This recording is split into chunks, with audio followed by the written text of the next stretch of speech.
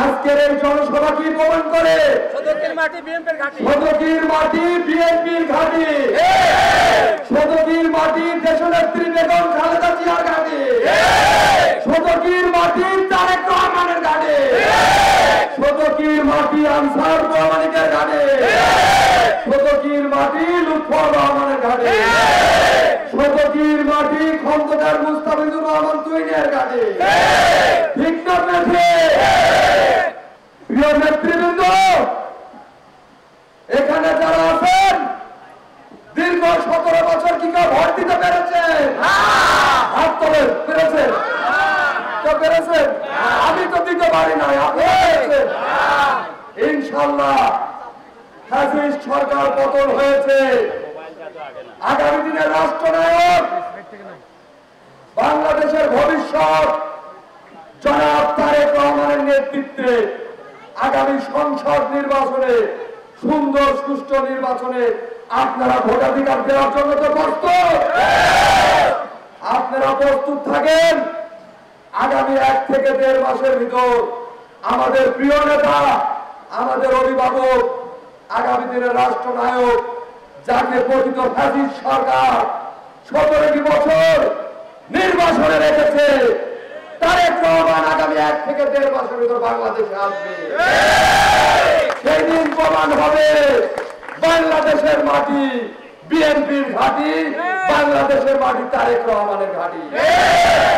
সংগ্রামী সাথী ও বন্ধুরা, আপনারা দেখেছেন না, আমরা দীর্ঘ 17টা বছর রাজপথে থেকেছি।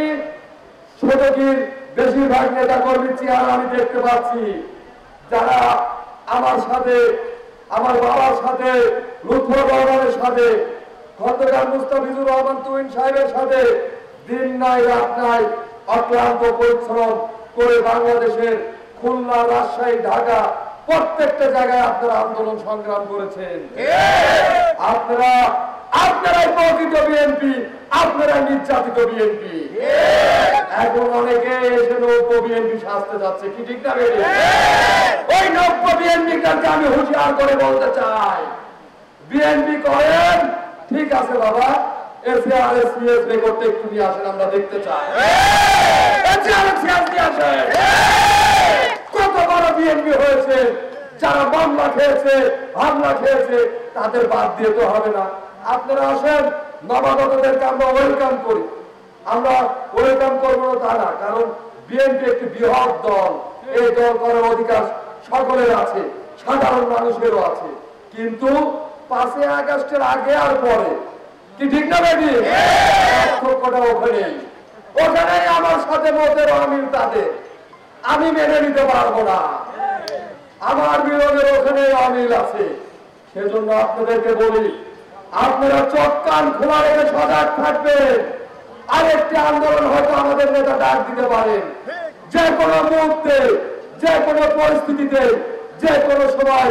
এই সদকীবাসী অতীতেও প্রমাণ করেছে, আপনারা আনসার প্রমাণিকের সৈনিক, বিএনপির সৈনিক, তারেক রহমানের সৈনিক, আগামী থেকে প্রমাণ করার জন্য প্রস্তুত আছে।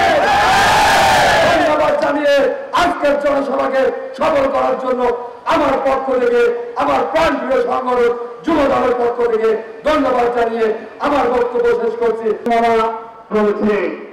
আপনার দরকার এই সদকীর মাটি বিএনপির ঘাঁটি, সদকীর মাটি